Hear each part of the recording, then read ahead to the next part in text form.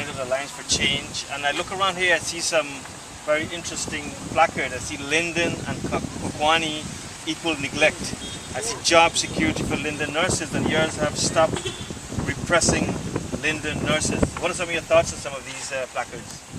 Thank you very much, Sally. First of all, I'm here to indicate to the general Guyanese public that this is the kind of protest that I support wholeheartedly. And I'm here after an absence of a month to join this initiative started by the Alliance for Change. In relation to what we're here for, let me tell you, we've spoken to some of the nurses, and we understand that their terms of employment have been arbitrarily changed by the ministry. Before the bauxite arrangement, when the nurses got pregnant and they went on maternity leave for 3 months, they were not robbed of their gratuity.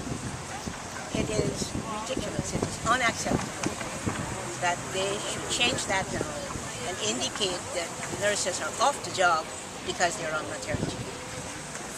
Why should we seek opportunities like these to repress people? We need to have this country populated. The nurses are doing what's natural. If they get pregnant, they shouldn't be discriminated. Also, in terms of what's happening in Linden and Kokwani, big pet peeve of mine is the refusal of this administration to allow the people access to information. The audacity of only giving them access to the government channel is reprehensible. They do not get the information. They're being robbed of their human rights. This is a violation of our constitution, and we're angry about it. We've done what we could so far in the National Assembly. We've spoken to it at every opportunity that we get. Raise it in the international forum, and we will continue to press this point until this recalcitrant government stops discriminating against this region. Sheila, I know there's a lot of issues here in Linden. Particularly today we're talking about the hospital and the nurses and some of the systems that have in here, some of the drug issues and those kinds of things. This is one way of Linden showing their outrage at what's happening. And one of the ways they cannot do it is through the media, like you just mentioned. Now, if airwaves could have opened up and more media would have been here, the nurses and persons would have been able to highlight some of these issues. How can Linden grow and develop without a media? They can, and therefore Linden is being punished. Let me tell you, the issue of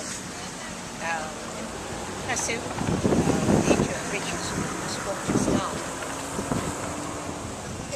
is something that has taken its toll on this community.